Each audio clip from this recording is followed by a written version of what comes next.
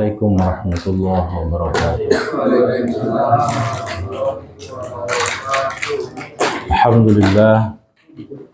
Alhamdulillahilladzi an'ama 'alaina wa hadana ila dinil Islam.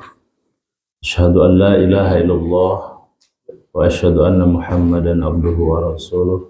Allahumma shalli ala sayyidina Muhammad wa ala ali sayyidina Muhammad. Rabbi shrah li sadri wa yassir li amri wa hlul 'uqdatam min lisani yafqahu qawli.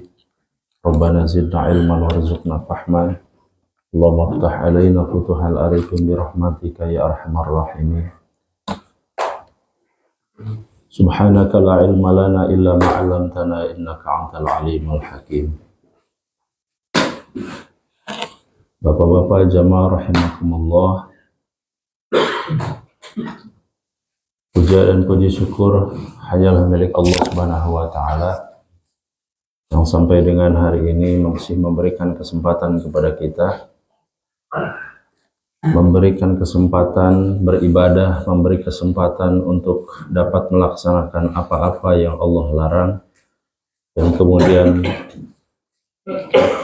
menjauhi apa-apa yang telah Allah larang, dan kemudian menjalankan apa-apa yang telah Allah perintahkan kepada kita sesuai dengan kemampuan kita. Mudah-mudahan sampai dengan akhir hayat kita ini kita berada dalam amal sholih dan kemudian diwafatkan dalam keadaan husnul khotimah. Amin. Salawat dan salam tak lupa semoga tercurah limpahkan kepada junjungan kita Nabi besar Muhammad sallallahu alaihi wasallam, kepada keluarga, para sahabat, para tabi'in, tabi'in, dan mudah-mudahan kita mendapatkan syafaatul uzma nanti di yaumil akhir. Amin ya rabbal alamin. Sekarang kita bahas tentang hadis yang ke-23. Badai relawan ya. Kita sampai kepada pembahasan hadis yang ke-23. Hadis yang ke-23 ini diriwayatkan oleh Abu Malik Al-Haris bin Asim Al-Ash'ari. Beliau berkata, Rasulullah SAW pernah bersabda, pernah mendengar an-nadhafatu minal iman? Nah, kalau yang meyakini itu hadis, berarti keliru. Itu bukan hadis, itu qaul ulama. Aslinya dari mana hadis itu muncul? Dari hadis sahih gitu. Jadi ungkapan itu muncul dari hadis sahih, namanya at-tuhur syatrul iman. Ini aslinya at-tuhur syatrul iman, itu aslinya dalam hadis. Apa maknanya at-tuhur? Bahwa yang namanya bersuci sebagian dari iman. Nah itu aslinya begitu Pak. Itu. Jadi yang bertebaran di mana-mana an-nadhafatu sampai ditulis di dinding-dinding masjid itu, nah berarti kita sekarang sudah dapat pencerahan bahwa itu bukan hadis, itu qaul ulama. Redaksi hadis yang betul adalah at-tuhur syatrul iman. Jadi upami kalau nanti Pak Juhri mau nempel, nah ini hadis sahihnya ya. Gitu. Makanya penting kita belajar hadis Pak, untuk nanti merevisi apa-apa yang kita pahami selama ini betul tidak itu dari Nabi. Jangan-jangan qaul ulama gitu. Ada tohir, ada toharoh, ya, ada tuhur. Cuman berbeda ini saja Pak. Apa namanya, berbeda harokat. Ada at-toharoh,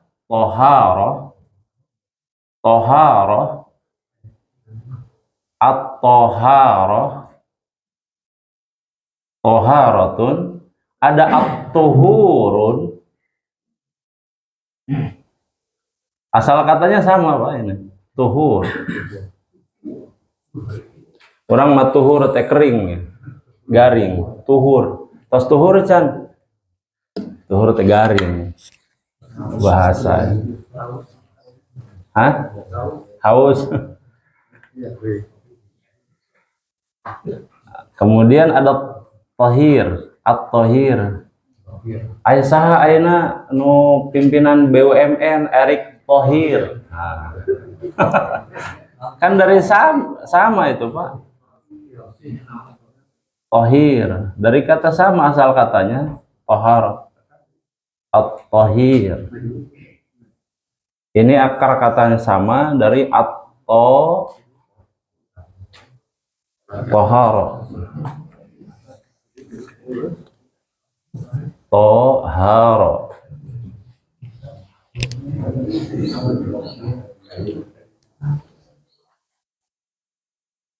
Nuhun Pak. Beberapa kosakata dalam hadis tadi seperti mala'a yamla'u mal'an, namanya memenuhi artinya. Kemudian ada a'taqa yu'tiku i'taqon, membebaskan. Kemudian ada ba'a yabi'u bai'an, artinya menjual. Ghoda yaghdu ghudwatan, itu artinya pagi. Kemudian aubaqa yubiqu ibaqon, artinya menghancurkan. Syatrun itu bermakna sama ya, artinya nisfu juga, nisfu sebagian, tengah. Syatrun.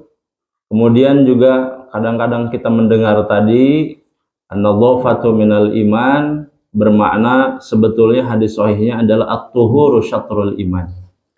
Kata para ulama balaghah, ulama bahasa, kalau at-tuhur dengan at-toharoh itu berbeda makna. Kalau toharoh artinya bersuci. Nah, ini artinya bersuci ini.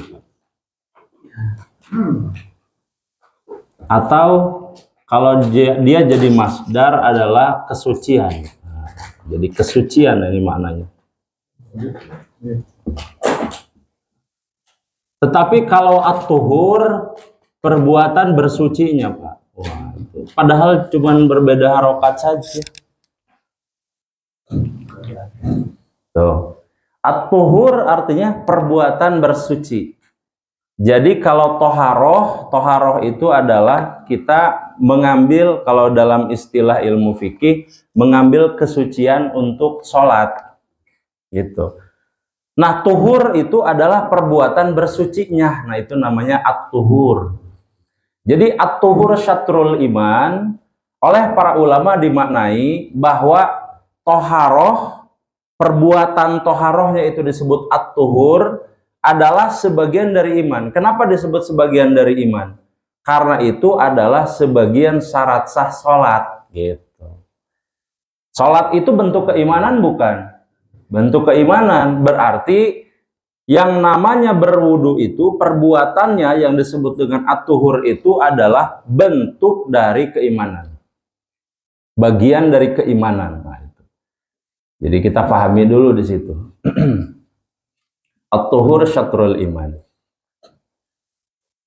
Hadis ini diriwayatkan oleh namanya sahabat Nabi yang mulia Abu Malik Al-Haris bin Asim Al-As'ari.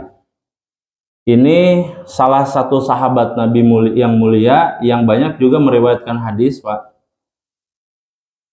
Dikenal karena ketakwaan dan keilmuannya. Beliau ini berasal dari Yaman.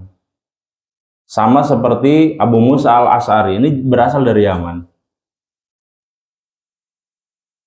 Beliau ini termasuk ke dalam kategori orang yang pandai, Pak. Orang yang pinter. Nah, dari kalangan sahabat. Pinter ini. Dan kepada keilmuannya itu beliau sangat fokus. Makanya nanti beliau dalam hadis Arba'in ini disebutkan orang yang meriwayatkan hadis. Karena memang serius belajar. Jauh-jauh dari Yaman, kemudian ke Nabi Shallallahu Alaihi Wasallam untuk belajar ilmu agama. Dan beliau ini terkenal dengan keistiqomahan menjaga kesucian, artinya berwudu. Beliau ini terkenal, Pak, orang yang menjaga wudunya. Makanya pantas beliau itu meriwayatkan hadis at-tuhur syatrul iman. Karena memang apa yang beliau amalkan dari hadis ini adalah beliau senantiasa menjaga wudunya. Ini banyak sekali faedah-faedah kalau kita menjaga wudu. Nah, salah satu yang paling jelas adalah kita tidak mudah bersentuhan dengan lawan jenis, kan begitu. Ya, terus henteu sembarangan hitut gitu. Jadi dia hitut, jadi itu hitut. Obat nyeri huntu. Jadi memang menjaga kesucian ini banyak sekali keutamaan. Dan orang-orang yang menjaga wudhunya itu menjalankan sunnah Nabi Shallallahu Alaihi Wasallam. Dan itu orang yang menginginkan dalam akhir hidupnya itu berada dalam kesucian. Itu luar biasa. Kalau meninggal dalam keadaan berwudhu, dalam keadaan punya wudhu, itu luar biasa. Dan termasuk salah satu ciri orang yang husnul khotimah itu. Makanya sangat menjaga sekali sahabat dulu, mengamalkan setiap apa yang diajarkan Nabi. Penting sekali untuk menjaga wudhu ini, Pak. Kemudian ada beberapa poin dalam hadis ini, setidaknya saya catat ada 8. Nah, setidaknya ada 8. Yang pertama adalah tentang kesucian setengah dari iman, bahwa yang namanya toharoh itu bersuci. Itu kita itu diperintahkan ada suci lahiriah, suci batiniah. Makanya ada, kalau ada anekdot itu, kita kan yang kentut kan bujur ya, kenapa yang dicuci muka gitu kan. Betul. Jadi ini menandakan bahwa Allah memerintahkan kepada kita untuk senantiasa bersuci secara lahiriah. Makanya kita disunahkan pada saat mau sholat itu bersiwak, kemudian mandi, kemudian apa lagi, banyak ya, suci dari tempat, suci dari badan, suci dari anggota badan. Itu penting sekali dalam beribadah. Kemudian yang lahiriah, batiniah. Batiniah juga sama. Batiniah adalah menghilangkan iri, dengki, hasad, ria, itu kan juga sama. Makanya dalam sholat itu, amalan yang bisa kita fahami adalah amalan yang menghilangkan dari satu sifat keduniawian, kemudian yang sifat-sifat iri, dengki, segala macam itu dihilangkan dalam sholat. Itu salah satu bentuk bahwa ibadah kita bersuci, kemudian sholat, ini sebetulnya kita sedang berlatih di dalam menghilangkan, mensucikan kita dari hadas yang menempel pada badan ataupun hadas yang menempel pada kalbu. Itu makna dari sholat dan bersuci kita. Kemudian yang kedua adalah alhamdulillah tamlaul mizan. Nah, yang kita biasa baca di sholat itu, Pak, kan sering ya. Dan itu menjadi salah satu zikir yang diajarkan Nabi. Subhanallah, subhanallah 33 kali itu, alhamdulillah, alhamdulillah, Allahu Akbar sampai 33 kali. Ustaz, memang ada gitu dalilnya banyak, Pak. Ini saya sebutkan 2 saja. Yang pertama adalah kata Nabi, kalimatani khafifatani 'alal lisan. 2 kalimat yang ringan di lisan, saqilatani fil mizan, tetapi berat sekali di timbangannya. Maksudnya nanti di timbangan amal kebaikan di akhirat. Berat kata Nabi. Habibatani ilar rahman, dan kemudian dicintai sekali oleh Nabi, oleh Allah yang Maha Rahman. Yang pertama adalah subhanallah, kemudian wa bihamdi. Subhanallah wa bihamdi, subhanallah wa bihamdi. Dan ini merupakan kalimat juga yang dalam di riwayat lain yang diriwayatkan oleh Abu Hurairah radhiyallahu anhu, Nabi Shallallahu Alaihi Wasallam bersabda, man sabbahallaha fi duburin kulli salatin salasan wa salasin. Setelah salat, Nabi kemudian membaca subhanallah 33 kali. Kemudian wa hamidallaha salasan wa salasin. Hamdalah 33 kali. Wa kabbarallaha salasan wa salasin. Kemudian Allahu Akbar itu 33 kali. Jadi 33 subhanallah, 33 alhamdulillah, 33 Allahu Akbar. Jelas hadis sahih. Kemudian fatil katis'un watis'un, dan jumlah keseluruhannya itu nanti mencapai 99. Kemudian kata Nabi waqala tamamal mi'ah. Kemudian Nabi melengkapkan, menggenapkan bacaannya menjadi 100 dengan membaca la ilaha illallah wahdahu la syarikalah lahul mulku wa lahul hamdu wa huwa ala kulli syai'in qadir. Tidak ada yuhyi wa yumit ya. Dalam redaksinya hanya lahul mulku wa lahul hamdu. Tidak ditambahkan yuhyi wa yumit. Wa huwa ala kulli syai'in qadir. Apa faedahnya? Ghufirat khotoyahu wa in kanat misla zabadil bahari. Kata Nabi, barang siapa yang membaca 33 kali subhanallah, 33 kali alhamdulillah, 33 kali Allahu akbar, maka diampuni dosa-dosanya meskipun dosanya itu banyak sebanyak buih di lautan. Alhamdulillah berarti. Tapi catatan Pak, dosa ini dosa kecil, bukan dosa besar. Dosa besar nggak bisa dengan ini. Dosa besar harus ditobati, gitu. Tapi kalau dosa ningali nutup puguh, ini masih masuk kategorinya. Atau menggibah, ini masih masuk. Tapi kalau yang dosa-dosa besar seperti zina, membunuh nggak bisa. Nafs bin nafs, kalau membunuh ya dibunuh lagi, hilang baru dosanya. Kalau berzina yang muhson, maka dia harus dibunuh sampai meninggal, yang disebut dengan rajam itu. Jadi ada dosa-dosa yang bisa dihapuskan dengan amalan-amalan seperti ini, ada juga yang tidak. Gitu. Jadi tidak semua dosa dihapuskan dengan amalan-amalan ini. Kemudian yang berikutnya adalah kata Nabi bahwa sholat itu an-nur. Apa bedanya cahaya? Ini ada dua kalimat di sini yang digunakan. As-sholatu nur. Karena Nuruddin, Pak. Nur. Memang asal kata dari Nuruddin itu memang dari nur. Cahaya agama. Nur. Apa bedanya cahaya dengan panas? Panas itu cahaya bukan, Pak?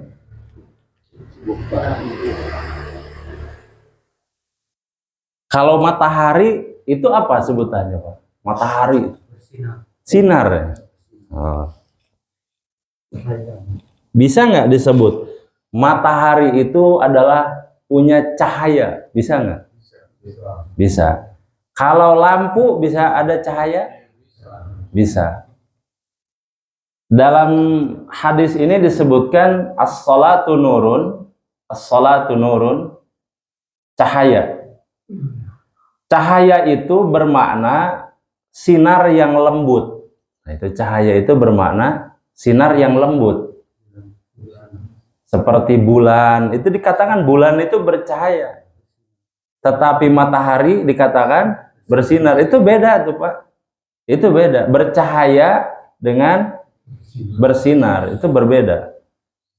Makanya nanti penggunaan kata cahaya ini itu digunakan kepada umpama orang-orang yang sering membaca Al-Quran, dia akan katanya mendapatkan syafaat di akhirat.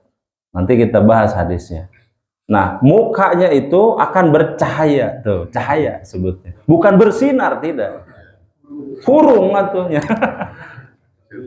Kan ayat tapak-tapak wudu bersinar, cak si rarahina teh katingalina bercahaya. Udah mual orang menyebutkan bersinar karena berbeda makna. Kalau cahaya itu adalah sinar yang lembut, tidak memancar siga naon teh lampu atau napi lampu tembak gitu atau serab silau. As-sholatu nur. Kenapa sholat itu disebut dengan cahaya? Karena kalau sholat ini dikerjakan dengan benar, maka akan menjadi cahaya bagi yang melaksanakan. Dia akan menjadi tuntunan, dia akan menjadi pencegah dari sesuatu yang munkar, sesuatu yang keji. Kalau dikerjakan dengan benar. Ustadz, abdi mah aya ningali jalmi sholat mah sholat, anggar. Tapi mabok mah mabok, berarti tidak benar sholatnya, ada sesuatu yang masalah di sholatnya. Katingalina mah orang muslim tapi anggar korupsi, berarti ada yang salah dengan sholatnya. Pasti itu, Pak, pasti itu. Karena seharusnya sholat itu mencegah dari perbuatan keji dan munkar. Harusnya begitu. Kalau masih melaksanakan dengan munkar-munkar ini, berarti sholatnya ada masalah. Bisa jadi sholat masalah itu kurang ilmu, kurang syarat, kurang rukun, jadi hajar gitu Pak, tidak berilmu. Kurang ilmu sih nama. Yang kedua adalah boleh jadi kurang khusyuk, ilmunya sudah ada tapi kurang khusyuk, bisa. Atau yang ketiga, kurang iman, sholat mah sholat tetapi imannya tetap masalah. Bisa jadi sholat tetapi kurang iman. Artinya apa? Nanti kita bahas di sini, nempel dengan banyak mengeluh terhadap ujian, bahkan mengumpat. Mengumpatnya kan namanya Pak, ngadumel gitu, ngagerehing ya. Nah, gitu. Kukulutus, sana cau kulutuk banyak. Kukulutus, ngadumel. Dan sholat ini Pak, kata ulama itu dibagi menjadi 3 cahaya. Cahaya di dunia, cahaya di alam kubur, kemudian cahaya di akhirat. Jadi orang yang melaksanakan sholat itu dia dapat 3 cahaya ini. Cahaya di dunia berarti dia akan mendapatkan ketenangan, ketentraman, kemudian tuntunan yang paling penting adalah di dunia. Sehingga dia hidup dalam kondisi orang yang berada dalam syariat agama. Kalau berada dalam syariat mesti dia benar. Maka Nabi Shallallahu Alaihi Wasallam mengatakan dalam hadis yang ke-23 ini, orang yang sholat itu pertama orang yang akan mendapatkan petunjuk kehidupan. Itu mesti itu Pak. Jadi kalau tidak mendapatkan hidayah di dalam sholat kita, berarti ada yang keliru. Kemudian yang kedua, sholat itu harusnya bisa menerangi akal dan pikiran. Orang-orang yang sholat seharusnya bisa menjaga lisannya, bisa menjaga pemikirannya, bisa menjaga kolbunya dari sesuatu yang melanggar syariat. Harusnya begitu. Idealnya begitu. Kalau belum, berarti ada yang salah dengan sholat kita itu. Kemudian yang kedua, kata Nabi, kata ulama, bahwa sholat itu akan menjadi cahaya di alam kubur, Pak. Nanti pada saat kita berada di alam kubur, itu akan datang, setan datang, malaikat jelas akan datang. Kemudian pada saat itu kita sendirian, mulut sudah tidak bisa mengatakan apapun. Dan nanti yang akan mengatakan semuanya adalah apa-apa yang ada dalam anggota tubuh kita. Pada saat ditanya, marrobuka, kan tadi hafal kan ya? Marrobuka, siapa Tuhan kamu? Siapa yang menjawab itu? Ya anggota tubuh lah. Saya punya badan ini kemudian digunakan untuk ibadah. Betul buktinya iya, ini saya digunakan untuk takbir. Saya digunakan untuk sujud, zikir, iya. Sanes ngitung duit, Pak, sanes gitu. Cuan. Jadi semua anggota tubuh itu akan menjadi saksi. Lalu kemudian kalau ada amal solehnya, dia akan datang sebagai bentuk yang tampan, rupawan, katingalina untuk pisieun gitu. Jadi dalam bentuk yang betul-betul bercahaya. Kalau dalam hadis itu dikatakan amal soleh datang dalam bentuk yang sebaik-baiknya. Sehingga orang yang di alam kubur ini bertanya, ini kamu teh siapa? Kok datang? Sangat rupawan sekali. Kemudian bercahaya. Kemudian kata orang itu, akulah amal solehmu selama kamu hidup di dunia. Salah satunya nanti amal sholatnya. Itu. Jadi akan menjadi cahaya di alam kubur. Kemudian dia juga akan menjadi cahaya di akhirat. Ingat, yang pertama kali dihisab adalah ibadah sholat. Pertama kali dihisab itu. Sehingga sholat ini akan menjadi penentu bahwa apakah orang ini betul-betul ibadah yang lainnya nanti diterima atau tidak. Jadi umpama di yaumul hisab kita bayangkan, misalkan orang ditanya satu persatu, misalkan Pak Juhri misalkan ditanya, mana amal ibadah kamu? Ada nih sholatnya, ini ibadah hajinya, ini ibadah umrohnya. Nanti ditanya dulu sholatnya benar atau enggak itu. Jadi yang pertama kali ditanya amal ibadah sholatnya itu bagus atau tidak di dunia. Kalau tidak, kemungkinan yang lain digeser dulu. Yang pertama kali ini yang bermasalah. Makanya ilmu tentang sholat ini penting sekali. Harus betul-betul dicari, diamalkan kalau sudah dapat. Karena bahaya. Amal ibadah sholat itu menjadi penentu terhadap amal ibadah yang lain. Sampai satu ketika Nabi Shallallahu Alaihi Wasallam menceritakan bahwa di akhir zaman itu orang akan diperlihatkan amalan sholatnya begitu banyak, bergunung-gunung. Ini amal sholat kamu, ini amal ibadah kamu. Tetapi kemudian hilang karena sholatnya tidak berilmu. Ya, sholat tuh gitu, Pak. Tetap ada pahala itu tetap, tapi tidak diterima. Jadi sholat yang ditolak itu, Pak, itu tetap ada pahalanya, tetapi pahalanya tidak diterima, gitu. Karena sembarangan. Seperti misalkan, ini sering saya lihat ya, kita sudah memahami bahwa dalam fikih kalau imam sudah ruku posisinya, kita masbuk nih. Ini diperkirakan kita ini kalau seandainya ruku, imam naik nggak? Naik nggak nih imam? Tengkat ke i'tidal. Itu. Kalau seandainya kira-kira kita datang, imam kemudian angkat atau cengkat ya, maka ya berarti kita tidak masuk satu rakaat itu. Jangan kemudian kita ruku, imam naik.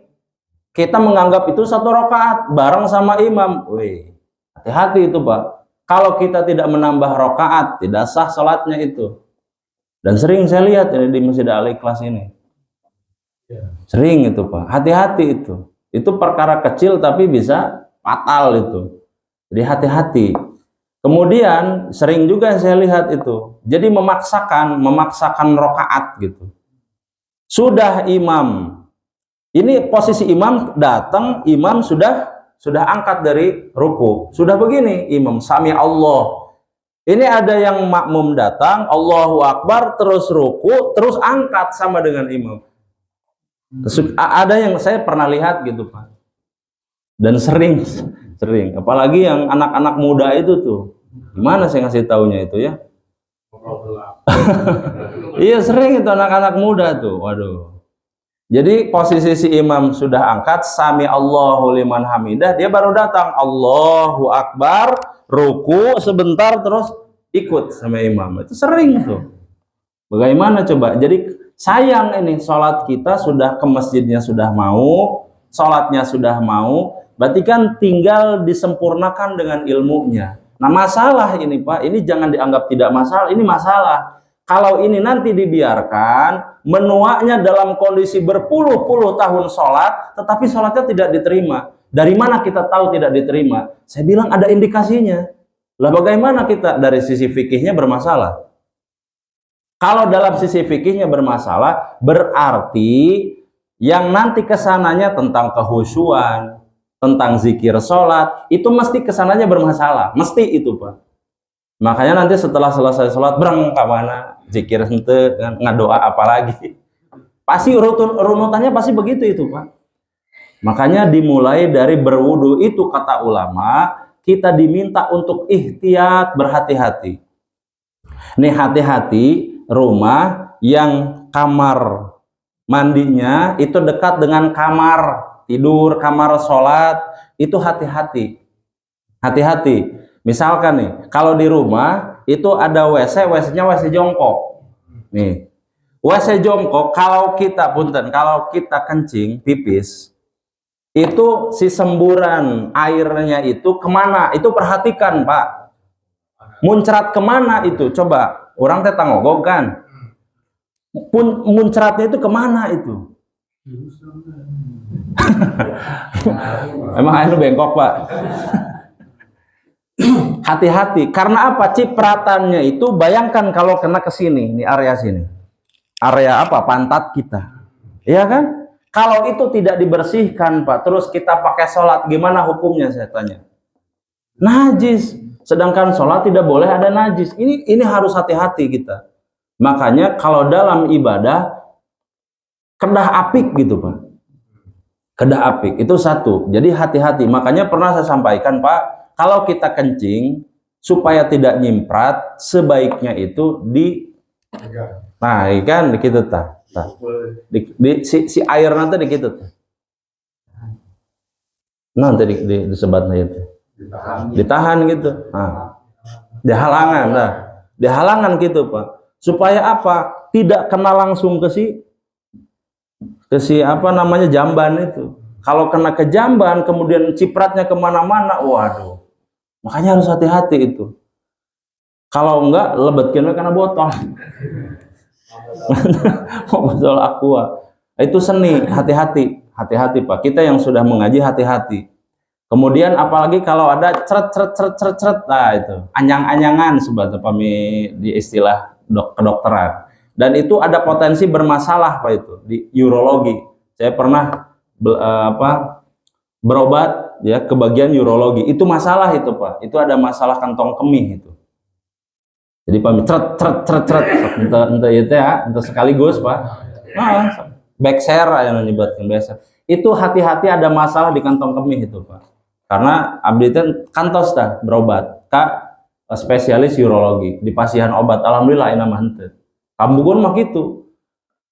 Nah ini harus hati-hati. Jadi yang namanya air kencing, hati-hati pada saat kita di kamar mandi. Itu satu. Yang keduanya kalau kita berdiri, hati-hati. Khusus ada hadis Nabi dikatakan di Al-Kabair, ya, kitab Al-Kabair yang tentang 70 dosa besar. Salah satu bahasan penting di dalam 70 dosa besar itu adalah kencing sembarangan. Kencing sembarangan. Kami orang di rest area kan, aya non teh tempat kencing itu kan berdiri, atau misalkan di alinaya berdiri itu Pak, nangtung tuh. Enggak ya. Nah, ada di beberapa masjid di kota itu kan berdiri ya, ada yang berdiri. Yang jadi pertanyaan, ada penghalang nggak? Dan penghalang juga itu hati-hati. Bahkan ada teknik untuk supaya tidak nyimprat, itu ada, yaitu diarahkannya ke pinggir Pak. Diarahkan ke pinggir, jangan ke tengah. Gitu, jadi landai. Nah, gitu. Alirannya begitu, coba dipraktekkan Pak.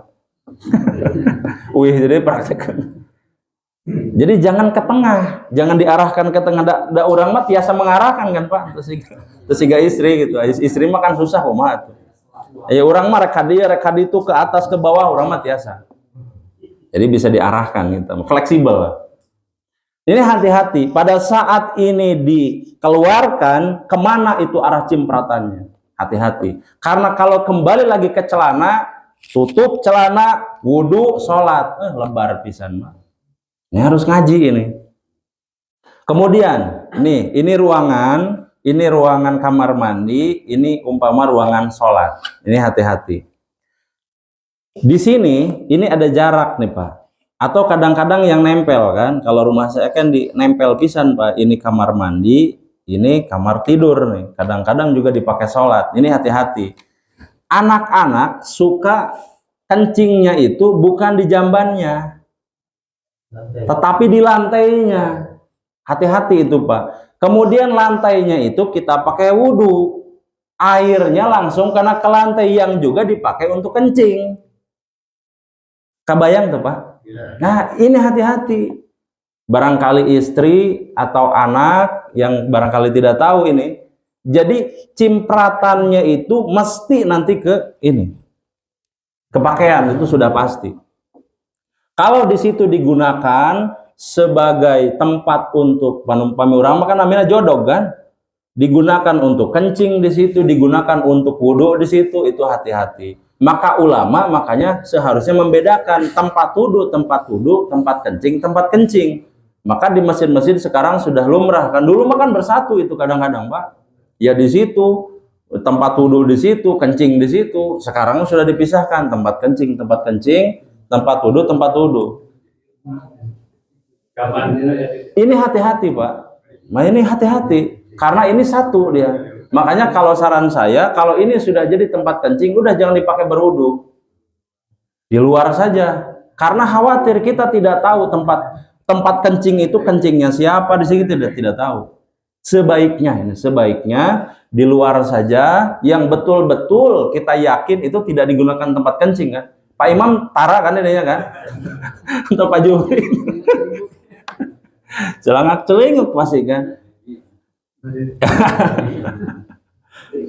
Hati-hati itu Pak. Bayangkan Pak, berapa banyak amal ibadah sholat kita itu yang secara ilmu fikih itu tidak diterima hanya karena itu. Makanya amal ibadah itu bisa kita melihatnya diterima atau tidak dari perspektif ilmu yang telah ulama susun. Bisa gitu. Ini hati-hati sekali lagi ya.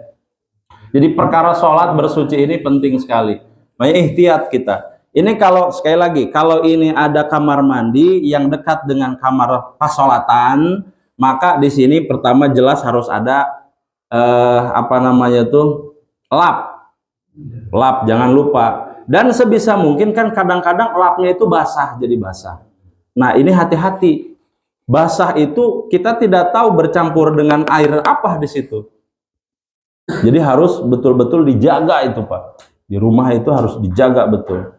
Makanya nanti ada kesunahan untuk menggunakan sendal atas, sendal urang, sendal luhur, orang sendal bumi gitu. Kedah aya eta teh. Sakedah nama pami misalkan orang teh yakin gitu kedah aya. Nah, area-area yang tempat sholat, area-area tempat yang tempat ibadah kita itu seharusnya jangan sampai ada area-area yang diperkirakan itu ada benda najis masuk ke situ. Itu sebisa mungkin dijaga itu Pak, sebisa mungkin gitu. Harus betul-betul bersih. Sampai sini paham ya Pak ya? Nah, udah gampil lah, gampil bisa. Kemudian Al-Quran itu kata Nabi bisa menjadi pembela. Nah, pembela di sini secara makna sederhana dikatakan adalah yang memberikan syafaat. Ya, pernah dengar syafaat ya? Syafaat itu secara redaksi, secara sederhana bermakna pembela. Bermakna pembela. Pernah ada yang nanya ke saya, Pak Ustadz, ada amal ibadah jadi katanya pemberi syafaat, kemudian Al-Quran menjadi pemberi syafaat. Apa bedanya dengan syafaatul udma dari Nabi? Itu ya, pernah ada yang nanya itu.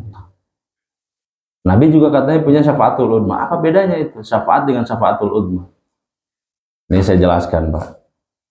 Yang disebut dengan syafaat secara bahasa artinya pembela.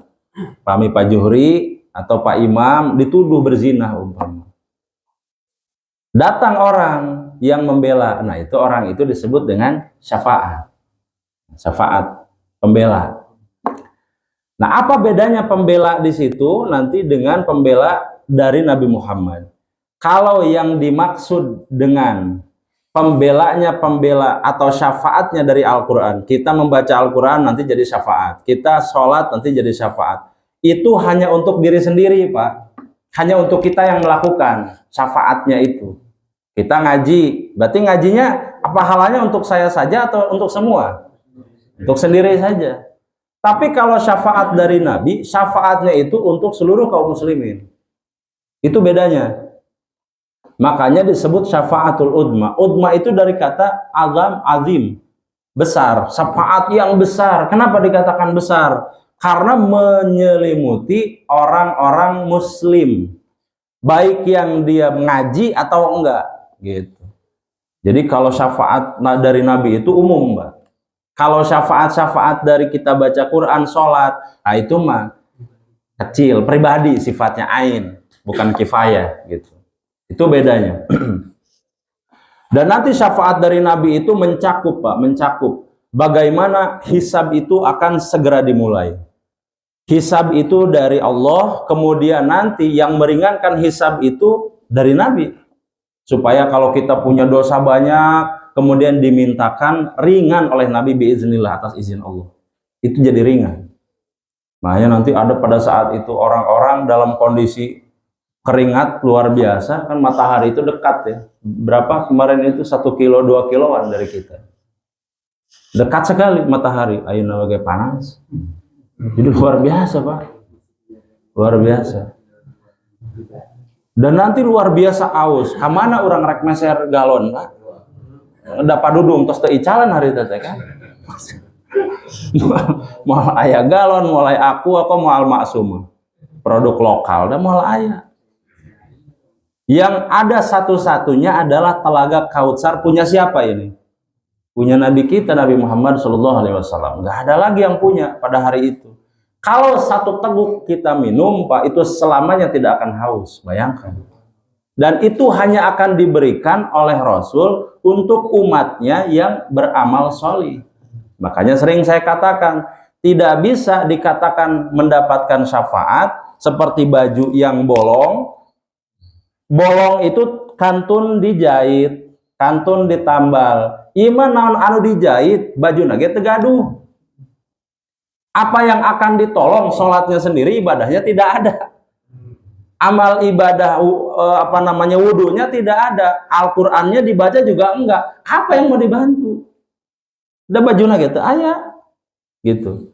Jadi yang disebut dengan syafaat dari Nabi adalah menambal dari perkara-perkara yang kurang. Pak Haji Dedi, tos rajin sholat wajibna, tapi ayat teka tinggali sholat sunnahna, ditambahkan nanti oleh Nabi kekurangannya. Begitu. Atau sudah sholat sunnah, sudah sholat wajib, tetapi ternyata kurang kehusuannya, ditambahkan oleh Nabi itu. Begitu Pak. Tapi wujud sholatnya ada dulu. Ya mau sholat henteu, tapi kenging hoyong kenging syafaat, wah liar. Modal heula tuh. Nah kemudian di hadis ini juga disebutkan wasabru dia. Dan sabar itu Pak, cahaya tetapi terang membakar seperti matahari ta. Ongkoh mah bercahaya, sinar ongkoh, tapi rarasan orang teh siganu kabeulem. Nah, kenapa? Sabar itu memang dia menjadi cahaya bagi kolbu supaya henteu merontak kan Pak, ai sabar mah orang. Tetapi itu sangat berat kata Nabi. Memang betul di situ ibadahnya. Makanya disebutkan sabar itu seperti dia. Dia itu adalah cahaya panas membakar. Urang cicing tapi salarosna mah kolbu urang teh kan berontak. Ngagolak. Hoyong berontak gitu. Tapi kata Nabi sabar, sabar, sabar. Maka sabar itu disebut dengan dia. Wasabru dia. Sabar itu cahaya, dia bisa memberikan pahala, tetapi juga panas. Panas karena orang bisa berontak, bisa marah gitu. Sekarang jadi pertanyaan Pak, apakah mengeluh itu boleh nggak? Mengeluh boleh nggak? Nggak boleh. Nggak boleh. Terus gimana kumaha teh pami orang teu kayak ngeluh kumaha orang emang malaikat gitu. Nah, kenapa? Nah, coba kita cek di Al-Qur'an. Ternyata ada nabi sendiri yang mengeluh. Siapa nabi yang mengeluh? Seperti Nabi Ayub. Dijelaskan di surat Al-Anbiya ayat 83. Allah Subhanahu wa taala menjelaskan tentang Nabi Ayub. Kata Allah begini, A'udzubillahi minasyaitonirrajim. Anni masaniyad durru wa anta arhamur rahimin. Ini Nabi Ayub ditimpa berbagai macam bencana, musibah, ujian. Kemudian Nabi Ayub mengatakan, sungguh bencana telah menimpaku luar biasa.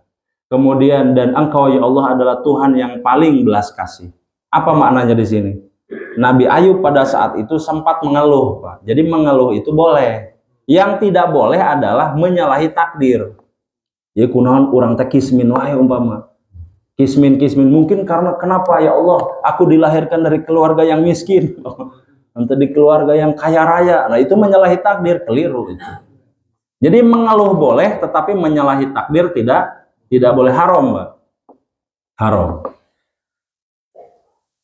Terakhir adalah kata Allah, kata Nabi, setiap orang itu menjual dirinya. Apa maksud menjual diri di sini? Dipahami. Bahasa hadisnya, kullu nasi yaghdu. Setiap orang itu keluar pagi. Betul ya?